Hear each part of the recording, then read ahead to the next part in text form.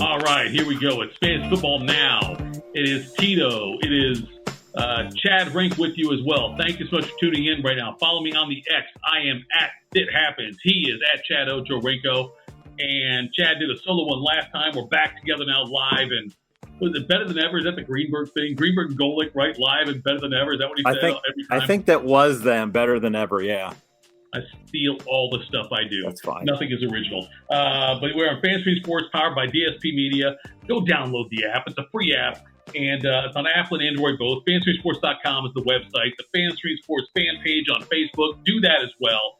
And tell us how we're stupid or tell us how brilliant we are. More likely, we're brilliant. Lots to talk about today. We're doing this on Tuesday night before waivers run, but you won't see it till Wednesday. So hopefully you got your waiver claims in. But one of the big names, Chad, this week, because his suspension was reduced, is Jameson Williams in Detroit. And I love the Detroit offense this year. Goff is playing better than he has in the last couple of years. He was great last year. But you've also got Amon-Ra St. Brown out there still. And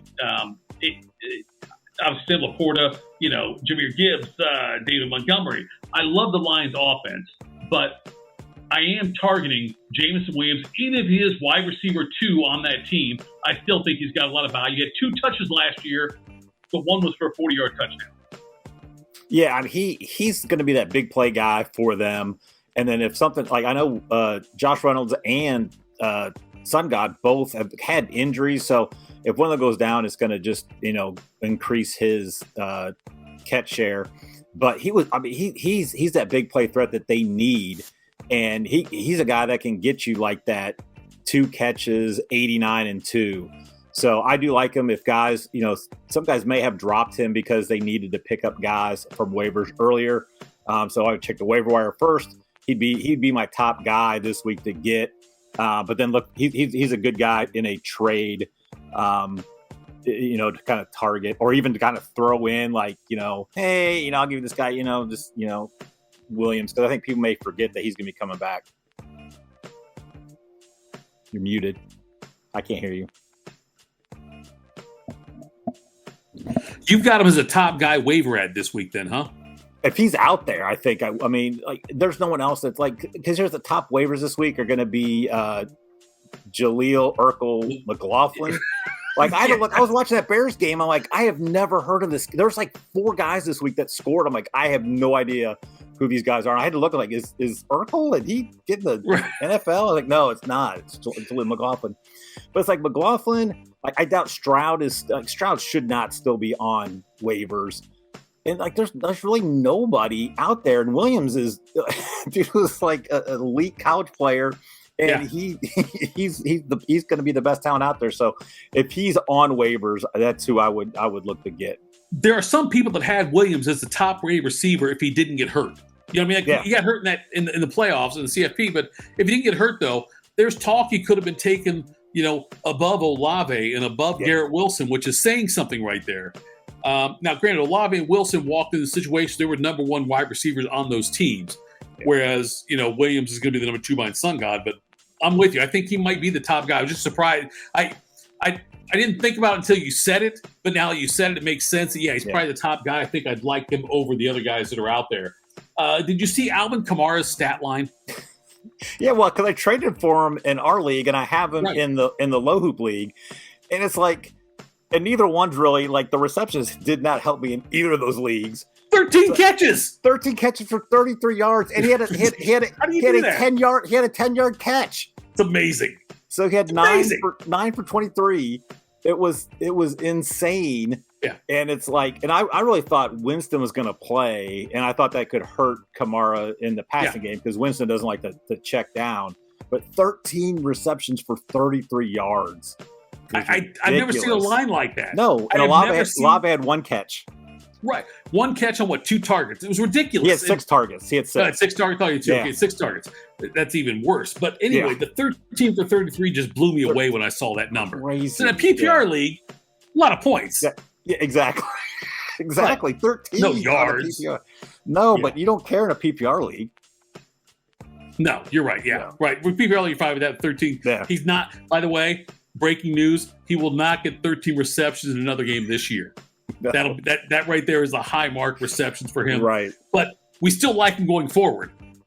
Yes, because Williams is hurt still. I don't think Miller's really shown much, and he's their guy. Williams is just going to really be like a goal line guy, I think, or just to give him a breather. So I do like Kamara. I think he's decent, running the ball. So I think Carr's still banged up, and I think that was probably what hurt him the most. So I do like Kamara heading forward.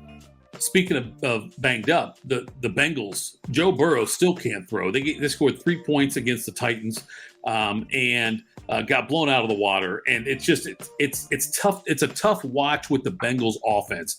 Now, on the plus side, I feel weird saying it. On the plus side, hey, T. Higgins got hurt. So Tyler Boyd is now relevant if you want to go grab him. I shouldn't say it that way. But Tyler Boyd, though, if he's available on waivers, that's somebody I would have gone and grabbed. Yeah. If he passes through waivers, my God, go get him right now. Yeah. Oh, yeah. But the Bengals offense, though, as a whole, I can't decide how much I'm going to panic on them. Because Burrow, they should have sat Burrow against the Rams and let him rest. Go through the bye week. Whatever happens, right. They didn't do it, obviously. Jamar Chase had a decent stat line against the Rams. Yeah. Not so much against the Titans. And it's a tough situation. Are you buying low or dumping Bengals offensive players not named Joe Mixon? I think if you have Chase, you got to keep him. He is just too good, no matter who's at the quarterback. Yep. If you have Burrow, I am nervous just because that injury. It's got to be the injury. I mean, part of it I think is because my brother and I have talked about it at length. Like I never thought Zach Taylor was a good coach, and I think it's now showing now that Burrow's not healthy. Oh, he doesn't know how to call plays. Well, he did against the Rams. Yeah, I know, but still. I thought it was a great job that Zach Taylor did against the Rams. Yeah, one game. Rex Grossman made it to Super Bowl too. So, Mark Sanchez was 2 AFC Championship games. Yes, I got you. My brother coached against him in a flag football game. I think last year. Like Zach Taylor's son's the same age as my one nephew, and Zach Taylor had to fill in to coach because the coach was there, and my brother was beating him at halftime. So, did Zach have a headset on? That would have been awesome. That would have been great. No, he's covering his mouth. Right, covering the mouth up when he's talking. Yeah. No, but with the Bengals, I'm nervous because this isn't like one game. It's been several. Yeah. And I'm like with you. Go get Tyler Boyd. He has done well when one of those guys have been out. So if that offense turns around, I think they can. They're too talented not to. Yeah. I was just surprised. Because I was all on Chase and DFS because like the Titans pass defense is horrible, and I was watching that game. It was like, all right, the game script, all right, keep throwing. It was like they just could not score. And my brother watched the game, and he was like, the problem was they took the ball, and when you take the ball, you're like, okay, we've got these plays that should work, and they get all the way down there, and then they go for the field goal on 4th and 2, and they should have probably gone for it. Yeah, should absolutely. Because you're gonna pin them on their end. So it's just one of those weird games. But yeah, I'd be concerned with Burrow, Chase, and Mixon. Keeping those guys. Yeah. I'm concerned with Burrow too, and I've got a few leagues that I'm in where I've got like Burrow and one I've got Burrow Stafford, one I got Burrow Cousins, and I'm playing Cousins and Stafford over Burrow. I just have to. Yeah. The hell, I'd take Stroud over Burrow now too, wouldn't you? I would, yeah. I would be sitting Burrow until he starts showing that okay, this he's looking better. And the hope is after the bye week, maybe he will. Yeah. Lions played on Thursday night, and I was surprised at the usage difference between David Montgomery and Jahmyr Gibbs. I thought Gibbs would still get a lot of touches. Montgomery had, I think, a season-high touches in the NFL in that game. They kept feeding him the ball. He looked great. Don't get me wrong. He had a fantastic game. But I'm surprised Gibbs didn't get more touches than he got. And I'm curious now, is that a reason in your mind for concern about Gibbs' value going forward? Do you think the Montgomery thing is going to continue this way? Or do you think it will average out to more of a 60-40 split in touches, or will it stay where it's at? it was so weird because there was talk that he may not even play. Right. So there were people like that probably had his 3 touchdowns on their bench because they weren't sure. I did. And so you're like, well, I don't know what kind of touch he's going to get, so I'm not going to start him. And it's a Thursday night game, so I don't want to, go in. And then he looked good. Like it's David Montgomery. He's going to get 3.5, 3.8 yards a carry. He's always going to go forward, and he's going to get the end zone. So he looked good. It's just so weird. You would think at this point they'd start using Gibbs the way they should. Sure. But they're not. And then you look at what DeAndre Swift's doing. Now, obviously the Eagles, like you and I could get 3 to 4 yards a carry behind that offensive line in Philly. We could. I still got a little bit. I think you could. I don't know about me. No, I'd have to go off my right because my Achilles is bad. You have to go I think you could pull through. You're kind of a heftier guy. It'd be hard to take you down. Just say I'm fat. Don't say I'm a heftier guy. Down. Just push tush you. I'll come in and push tush you. But no, they call it the brotherly shove, by the way. The brotherly shove, yeah. Right. And then it's just I don't know. Like Gibbs is he's so good when he gets the ball. So he's one of my guys that we'll get later on about targeting and trades because I think Gibbs owners are probably really frustrated at this point because Montgomery has looked so good. Like think what you could do with Gibbs. So I think it'll even out. Like Montgomery's not getting 31 carries, just like Kamara's not getting 13 receptions. Right. Montgomery's not getting 31. I think it was just one of those things like the play script. They just and I think they were just like we're gonna run this clock out. You know, we got a whole week, but I was surprised. One to the ground will take the 10 days off. Yeah. But he was coming off an injury. So I was really surprised at his usage. Yeah. I was shocked by that. Another guy I was surprised by the lack of usage though, was Rashawn Johnson in Chicago. Like I really felt like this was the time they were playing Denver. I thought this was the time Rashawn Johnson was going to take a hold of this job. And I started him in a couple leagues and I started him in a daily league. And I thought, yep, this is his time. And it was non-existent. No, and I did too. I have him in a couple leagues and because his usage was going up every week and he was looking good. And I'm like, all right, this is it. And I think it's one of those things where, and Khalil Herbert looked good. I mean, he really looked good. He did.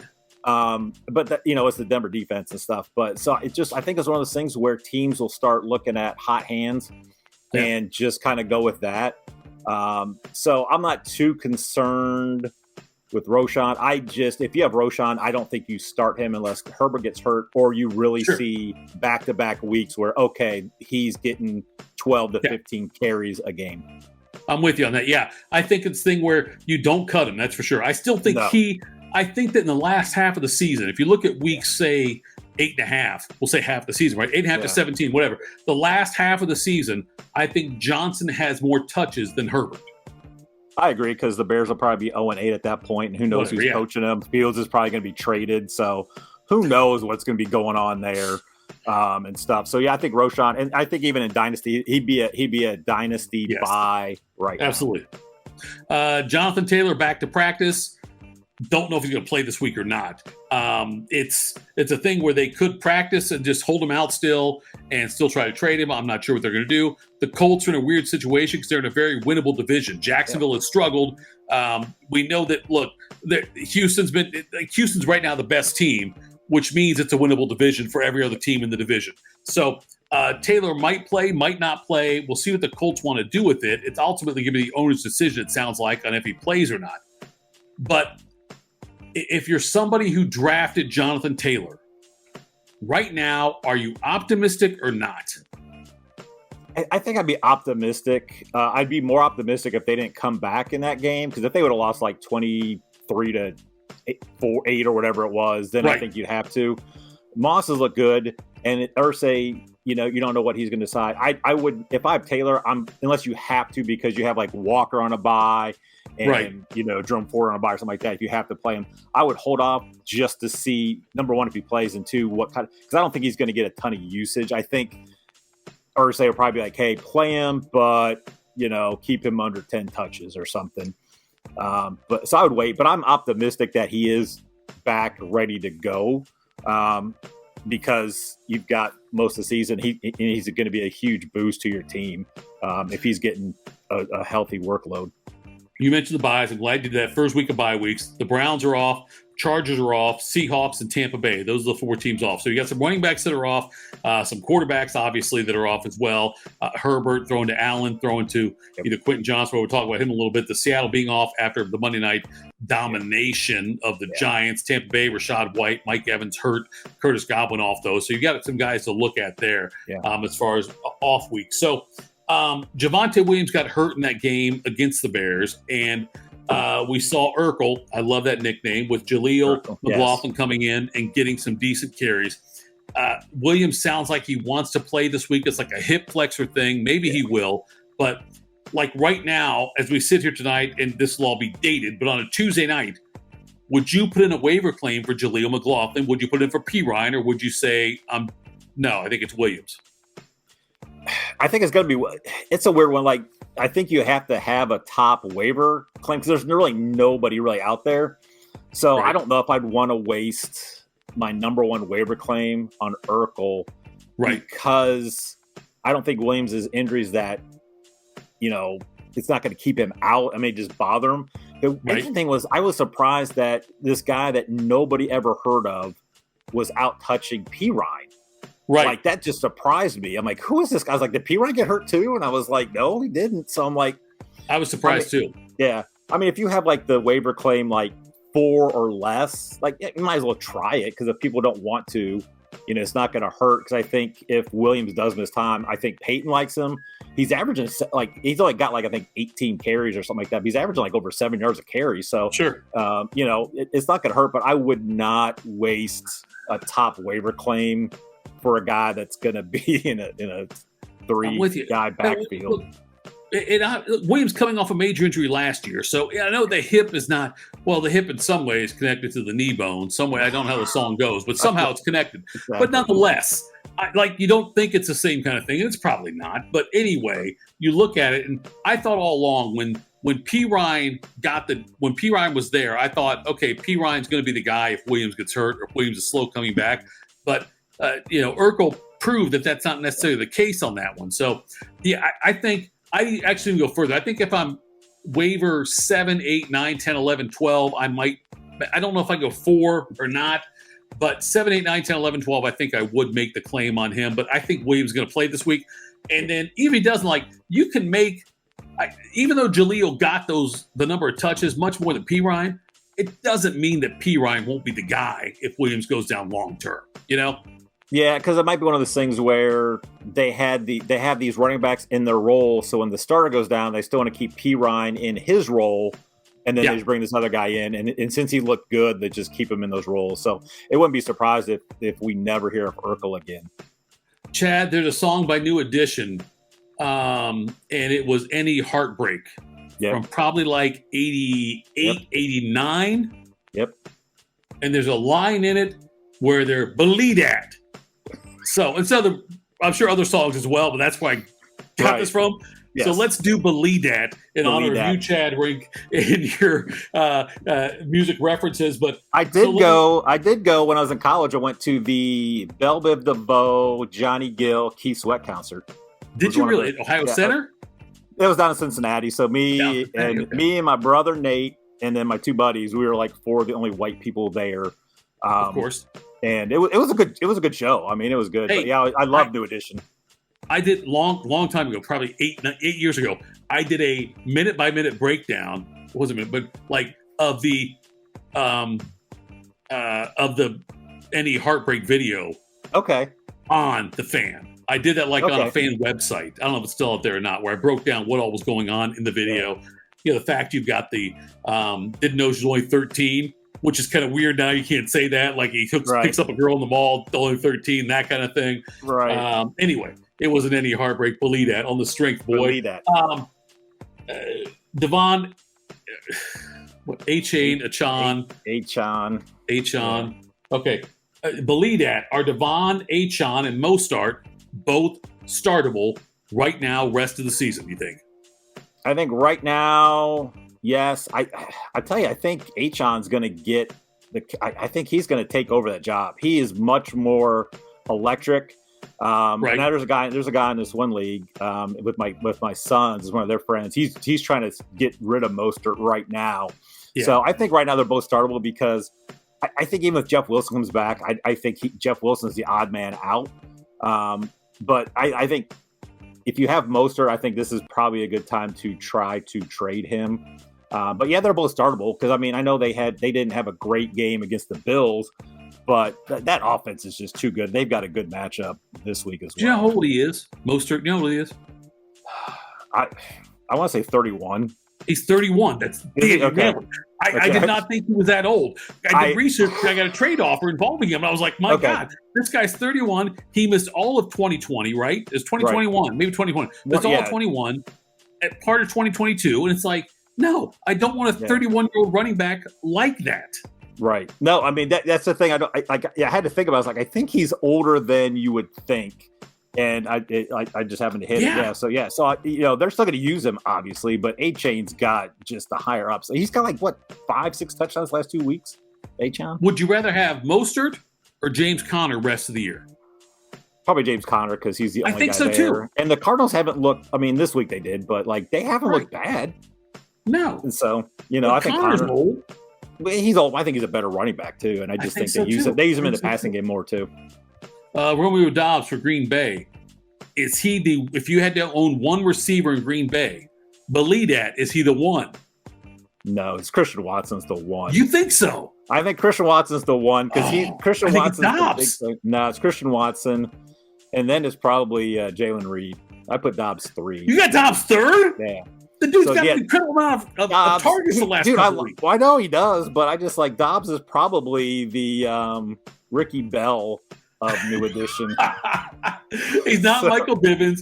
He's not Ryan DeVoe. He's Ricky Bell. No. Okay. And nobody was Bobby Brown. So no, I like them all. I'm glad because I got Love in a league. So and then you throw Musgrave in there. I think that's going to be one of those where I think Watson's going to be the touchdown guy.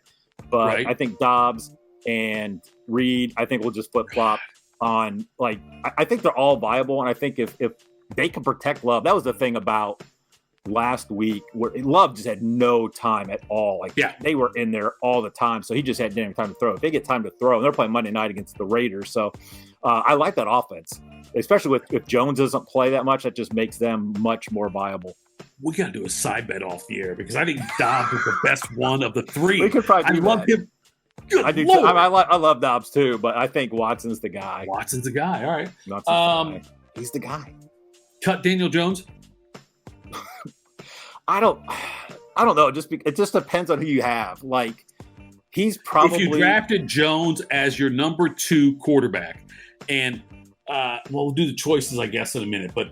Okay, you're saying are there brighter days ahead for Daniel Jones? I know they're missing some key components on the offensive line. Obviously, Barkley's out. He was sacked 11 times last night. It had awful turnovers. Awful picks. That one that Witherspoon returned was horrible. I think Dable can – I just thought – I mean, you're hopefully at this point didn't have Jones as your 1. If you have him as your 2 is there a better option than him? So you might as well keep him. But if you need a roster spot and you already have a stud quarterback, but I'm sure there's probably I could probably rattle off. There's probably 20, 25 other quarterbacks I'd rather have. All right, let's do this then. The rest of the season, you want Daniel Jones or Baker Mayfield?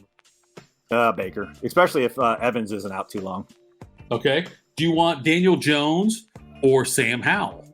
Oh, Sam Howell. For sure, especially this week. Trade for Sam Howell this week. They play the Bears on Thursday. Daniel Jones or Zach Wilson?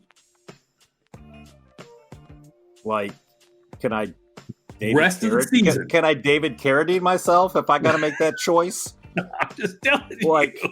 That's you know what I think it's Zach Wilson because they have Garrett Wilson. It was one of those things at the beginning of the year. You're just you get all caught up in the draft, and then you start watching the games. You think about Daniel Jones has nobody to throw to. Darren Waller's old. Darren Waller's 30. I mean, he's probably 28, but he's throwing to Paris Campbell. He's throwing to Darius Slayton. And that just shows you how much better Mahomes is than Daniel Jones because they have about the same type of receiving core, right? And it's just Mahomes is better. So all right, I think it's Wilson. I think it is too. Like not just because, but he looked good. Like Wilson looked. You're good. making the case to cut him right now. You're making the case. Daniel Jones or Mac Jones. When Mac Jones came out of college, I did not like him at all, and I told my buddy, I was like, I am never going to draft Mac Jones, no matter what, ever in a league. I don't care if it's like he's the only quarterback. If I'm in a 32-team league, I'm still not taking him. I'm in a 0. Yes, right? Exactly. 32-team league, you're still going to take the backup somewhere else. I am taking Daniel Jones because I don't think Daniel Jones will lose his job this year. I think you're right about that. Okay, so the Russell Wilson thing is curious. I can't get a read on Russell. Like if I told you your backup quarterback is going to be Russell Wilson or Daniel Jones, you would gladly cut Daniel Jones for Russell Wilson, right? Yes. I think I would too. Yeah, because I think Russell Wilson, well, I think he's better, first of all, but I think he's got better weapons around him. Yeah, I agree with that. Yeah, and Russell Wilson's thrown for 300 yards 2 games this year. And it's been great. Yeah, he's been better, I think, than people expected. Yeah, even though their record might not show that necessarily, but yes, I think he's been better though. And I think he would have had one against the Bears. He had three touchdowns. I think that he would have had 300 yards if the Broncos don't get that defensive touchdown. Right, I think you're right on that one. Yeah. By the way, and I said this on Fan Sports Sunday the other day, and I'm curious to get how much money could you have made if you would have bet that Aiden O'Connell would have the first rushing touchdown for the Raiders this year? It's amazing. Dude, that would have been the odds would have been astronomical. Right. Like, it would have been one of those odds where like they would only let you bet so much that you can't bet more than $4.82 because we cannot lose this much money. That I would have never. No. I think it's a bigger upset than Buster Douglas beating Tyson. That's a bigger upset. And I didn't realize Jacobs hadn't scored yet. So. By the way, if you're watching that game, Jacobs did score, and they said, we're going to review it. It says knee was down, and then O'Connell scored the next play. Scored. Okay, yeah, right. That's what O'Connell scored. No, that's one of those. Like, I would have loved to have seen what the odds would have been. Oh, by the way, Mahomes killed me on a couple of bets too by not going into the end zone on that run he had where he Can we talk about that down real quick? Because people were So here's the deal. Do I think like referees are probably nudged, hey, this is kind of how we want this game to go. Here's who we want to win. Do I think that happens and refs will throw flags on holding calls that have been holding calls, not holding calls all game in certain situations? Yes. Do I think there's somebody, and I'm a big conspiracy theorist guy. I know you are. I went down a rabbit hole because I saw some video of a guy saying that there are like reptilian-like people living hundreds of feet below the surface and they feed on live human children, which is why children go missing. And I'm like, I got to do this. But anyway, I'm a conspiracy theorist kind of guy because it's just interesting, but I don't want to go into that because I don't want to lose like 2 of our followers. No, don't do that, please. But I don't think like Vegas is calling the shots. Like, I don't think Vegas is there like calling into Andy Reid like, hey, make sure you guys don't score because we'll lose. Right. I don't think that's happening. And that's not the first time that a guy did. It's a smart play to win a game. Like, so people get mad. I'm like, I wasn't, because I had the Jets plus 8.5. So good for you. Right. Exactly. I just knew that game was going to be close. The Jets defense. I jumped on it when the Chiefs were struggling. I got the Chiefs minus 2.5. So I still made okay on that one. Yeah. But I did have Chiefs minus 3.5. I had Chiefs minus 8.5. I had other bets in there that lost, but I broke even because I was in-game betting it. Right. I got you. Yeah. So, all right. Trade targets. Now, you're 4 weeks into the season. If your team is 0-4 or 1-3, you're going to make trades to try to get wins now. If your team is 4-0 or 3-1, you're making trades for the playoffs. You're looking at it and say, you know what? I'm going to buy low on these guys. And I'm a big believer in that, Chad. In our league that we're in for this 10th year? I think it is, yeah. Okay, I've missed the playoffs once. Yeah. And whenever I'm in a league, and this is not bragging, it's humble bragging, but not bragging, I go into the season, I'm going to make the playoffs. Yeah. I'm going to. Every trade I make is going to be focused on weeks 14, 15, 16, 17. That's what I'm doing. And so if you're doing that, that's a different trade target for you than if you're not, if you're 0-4 or 1-3. Right. So are there a few guys you are looking at and saying, go out and either buy low or buy these guys before they get hot? Yeah, so like one of the guys I think it could be Sam Howell. The only thing he's got a late buy. I think he's in that last. Is he 14? Week. I think he's him and I think it's 14. Him and the Cardinals are 14. So right. But like if you're 0-4 and maybe you have Daniel Jones, right. Go get Howell now because he plays the Bears on Thursday night, so he could have a huge game. But I think he's better. Like if you're 0-4, like you probably don't have a lot of pieces to move. You know, so Howell's one that I like. I do like, and because he's on bye this week, is the time to get Quentin Johnston because I think with the bye week now, I think you're right. Like long term, he's the guy over Palmer. And so I think with the extra week, the practice to get him and Herbert together, designing some plays probably for him in 2 weeks that they can practice. So I think him, because that offense is going to move the ball, and Brandon Staley's never going to punt no matter what the situation is. So what an idiot. He's crazy. But like I think Quentin Johnson could be huge because again, I don't know if Keenan Allen's going to stay healthy all year. So I think he's a big one to have. And they have their bye this week, so this is the time to get him because if the guy's like, hey, I need a receiver, all my guys are on bye, go get Quentin Johnston now because then you have him the rest of the year as one. And then I can't remember how I put my. Do you have the sheet up? I don't remember. Yeah, Gibbs. Gibbs. Yeah, Gibbs because. I think Gibbs owners are probably getting frustrated and I don't think they're going to use him because they're winning and this is working. But I think Gibbs could be one. As a Bears fan, I know what David Montgomery is, and at some point that's not going to work. They need to move the ball, and if they get in like passing situations, it's Gibbs is the guy. I know Montgomery can pass it, but I think at some point, I think it's going to be a second half of the year. It could kind of flip. Like they're going to use Montgomery and run him down as much as they can and use him while he's still healthy and do him. But I think Gibbs could be a guy. And I think owners are probably frustrated because they used a higher pick on Gibbs. So I think Gibbs is a big one, especially if you're 0-4 and you have somebody that, hey, this is the flashy guy that's looking better than Gibbs to try to flip. So those are my three, I think. Going forward could be decent targets depending on what you need.